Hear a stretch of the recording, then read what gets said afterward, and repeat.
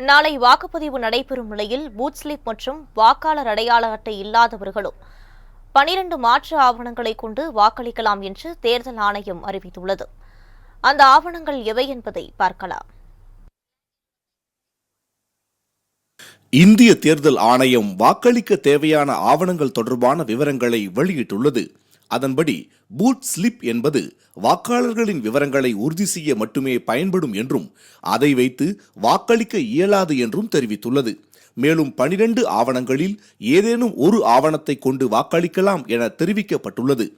வாக்காளர் பட்டியலில் பெயர் இருந்தால் வாக்காளர் அடையாள அட்டை, ஆதார் அட்டை, ஓட்டுநர் உரிமம், பாஸ்போர்ட் மற்றும் பான் கார்டை காண்பித்து வாக்களிக்கலாம் என கூறப்பட்டுள்ளது.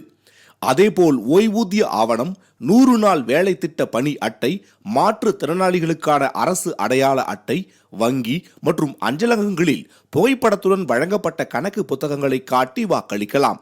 மத்திய மாநில அரசுகள் மற்றும் பொதுத்துறை நிறுவனங்களின் பணியாளர் அடையாள அட்டை, இந்திய தலைமை பதிவாளரால் வழங்கப்பட்ட ஸ்மார்ட் கார்டு, மருத்துவ காப்பீட்டு ஸ்மார்ட் அட்டை ஆகியவற்றில் ஏதாவது ஒன்றை காண்பித்து வாக்காளர்களின் பெயர் பட்டியலில் இருக்கும் பட்சத்தில் வாக்களிக்கலாம் என தேர்தல் ஆணையம் அறிவித்துள்ளது. அதே நேரம் வாக்காளர் பட்டியலில் பெயர் இல்லாத பட்சத்தில் இந்த ஆவணங்களை வைத்து வாக்களிக்க இயலாது என்பது குறிப்பிடத்தக்கது.